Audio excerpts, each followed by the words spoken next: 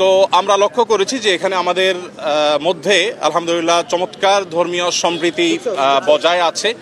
সেটিকে সামনে আরও কিভাবে ভালোভাবে ধরে রাখা যায় সেজন্য আজকে আমরা কথা বলেছি, সবাই মন খুলে সবাই যার যার মতামত ব্যক্ত করেছেন। মাননীয় প্রধান উপদেষ্টা মহোদয় তিনি আমাদের কথাগুলো খুব মনোযোগ দিয়ে শুনেছেন এবং তিনি বলেছেন যে একটি সুন্দর সম্প্রীতির বাংলাদেশ, যে বাংলাদেশে কোনো ভয় থাকবে না, সেটি গড়বার জন্য তারা কাজ করছেন।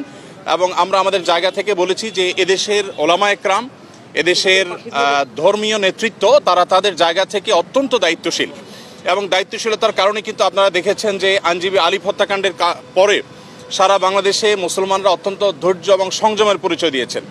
বিগত সরকারের শেষের দিকে আপনারা দেখেছেন ফরিদপুরে 2 জন মসজিদের নির্মাণ শ্রমিককে অত্যন্ত নির্মমভাবে অন্য ধর্মাবলম্বীরা হত্যা করার পরও গোটা দেশের মুসলমানরা অত্যন্ত সংযমের পরিচয় দিয়েছেন। আমরা এটিকে যেমন সাধুবাদ জানিয়েছি,